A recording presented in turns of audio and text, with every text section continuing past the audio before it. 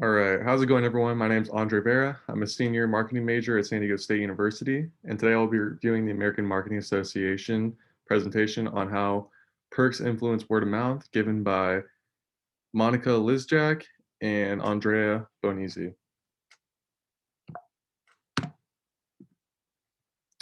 So, the first big takeaway from the presentation was that word of mouth is the most trusted form of advertising.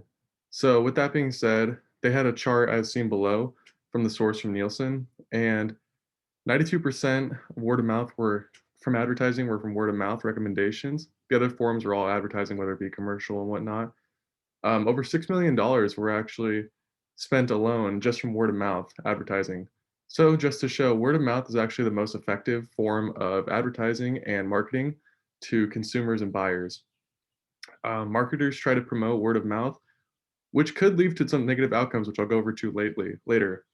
So we learned in our marketing consumer behavior course that word of mouth is actually the best way to spread the word on anything, whether it be a product, company. And if you have a negative word of mouth, say someone starts talking bad about your company, it is going to hurt your company significantly because they're going to tell all their friends and whatnot.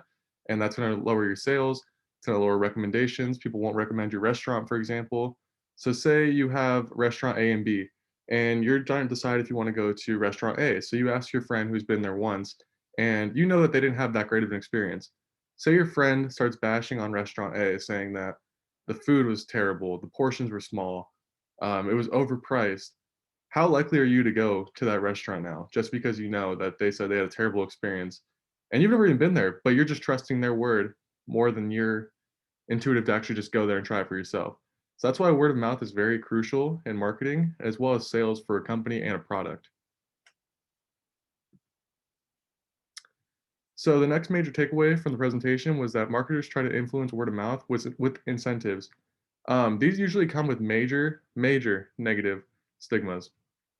Some of the three things that they were talking about within the presentation was refer friends and you can make money.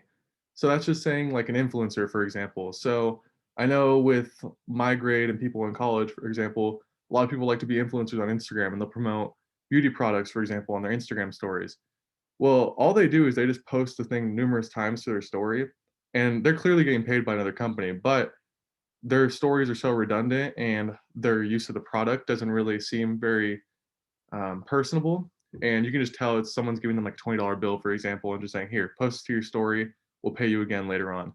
And if you ask them questions about the product, usually they'll have very basic answers. They probably just say they use it and they love it. They don't really have thorough explanations as to why they love the product. So this has a negative connotation with it because when you refer a friend and then you make money, it's just not as personal. And then they also said in the presentation as well that when you refer a friend and make money, some people don't want to be associated with that because say you recommend a friend and you know the product's terrible, then your friend's gonna be like, why would you recommend this to me? The product's awful. So that's one major negative connotation with the refer a friend and make money. Another one is review us, win a prize. I feel like every company does that. It's like take a survey, you have a chance to win $500. There is a huge negative stigma behind this because oftentimes you are not going to get the results you were looking for. They're going to be oftentimes not going to get the results you're looking for. You're going to oftentimes get people just spamming answers. So you're going to get the wrong kind of answers throughout your survey or just whatnot. So it's not very effective. And then it's just people are there trying to get the prize.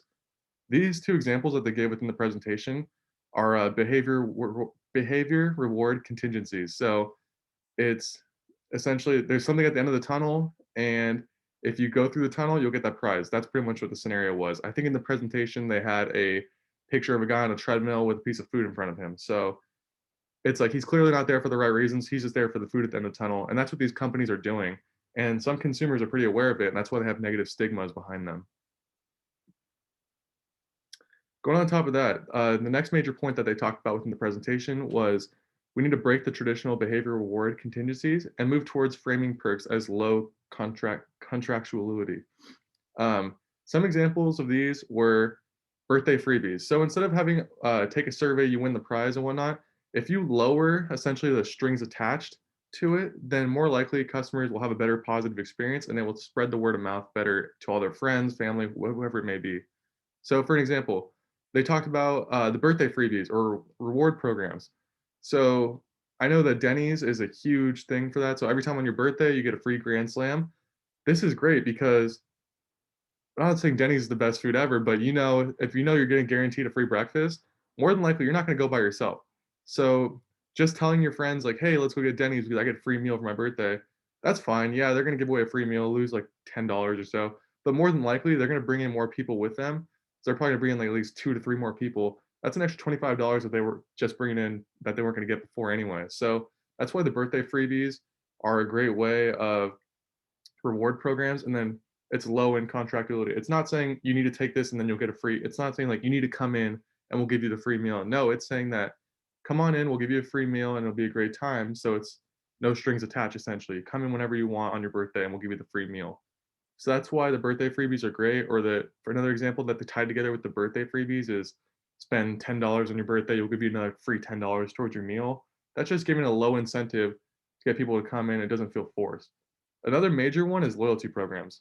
So, my personal experience, the Chipotle loyalty program is huge because um, I think it's like after 10 entrees you buy, if you just keep checking your points, they'll give you a free entree. That's huge. I love Chipotle with all my buddies, so we're always talking about Chipotle, how our experience was, and then once we get that free meal, it's huge. We're gonna more than likely come in the next day, just try to cash out that Chipotle just because it's, no strings attached. Just come in whenever you want, just use it by the end of the year. So those loyalty programs are huge on spreading positive word of mouth. So some advantages of the low contractuality is that a huge one is they traditionally cost less than behavioral reward contingencies. Some examples they gave on the presentation was that the professor who actually gave the survey talked about how at Arizona State University there were employees going around the bookstore giving out $5 gift cards to the bookstore if they just followed them on Instagram and left a like, and then they were also had signs out saying that you will get a $5 gift card if you just like our Instagram page. So at the end of the day, they were still going to give away a $5 gift card, but rather than having someone forcefully essentially approach a customer unwillingly and just unexpectedly, the customer felt more obligated, and then they're more than likely just to scroll through without actually like looking through the thing, just essentially with strings attached. So there's essentially feel like they're being forced and pressured. So that's why that can have a negative word of mouth. So when you go with those no strings attached approaches, which is the low contractuality, that's when you're going to be spreading positive word of mouth to your company. Like I said, customers feel less pressured, and then accuracy in the data improves when it's a no strings attached method. They're taking it willingly. They're not being forced to take something. So if you're being forced to take something, you're going to feel pressured. You're probably going to put the wrong answers, or if you want to win that iPad, for example, on a few slides ago, you're just going to take the survey as fast as you can just to get through it and just try to win that iPad if you can. Which in reality, you're probably not going to win it anyway. So that's why customers feel less pressured. A huge major improvement as well with the low contractuality is trust within the brands increase significantly when because they feel like as if their opinions are actually being mattered or actually matters, and then also that their opinions, everything are being valued. They're a valued customer. They want to know their feedback. So that's huge because when you're pressuring a customer, they're going to feel obligated, like they have to do it every single time. Say every time like you get a receipt from fast food, they'll always be like, "Oh, take the survey, you can win $500." Well, oftentimes, how many times are they going to do it? Or if you tell someone to take a survey, they're more than likely just be like, "Okay, yeah, whatever," and just blow it off. So that's why if you just do like the low approaches to it, their customers are more likely to ease into the process. These are all huge when they spread positive word of mouth. And like we learned in consumer behavior in my marketing 371 course, negative word of mouth is huge. That's more than likely going to hurt the brand, and positive word of mouth is the biggest thing you can do for a company. So yeah, here's a recap of the whole presentation of the positive word of mouth and doing perks with this. Word of mouth is crucial to the success of any business. Word of mouth needs to come naturally. Like I said, the no strings attached method does not need to be forced. Word of mouth can help gather and create brand loyal customers. So another big thing is say every time for that birthday reward program at Denny's, you're probably gonna have customers coming in every year just to get that free meal, and they're gonna bring their friends every single time. So that's gonna be keep recurring revenue every year on that one specific day for their birthday. And along with that, the food doesn't have to be that good. It's just the experience that they're getting. they're more than likely gonna come in every time because they're gonna be more brand loyal just because they know that they're guaranteed that one free meal and it's not pressured as well. Yeah, so the use of perks and incentives, use them wisely and do so in a contractualistic manner. And then here is the link to the original presentation. As I said earlier, it was given by Monica Lizjak from Arizona State University and Andrea Bonizzi from New York University. And that was my presentation for Marketing 480 on how positive word of mouth can help a business and then how we need to use perks and incentives in a contractuality manner. Thank you.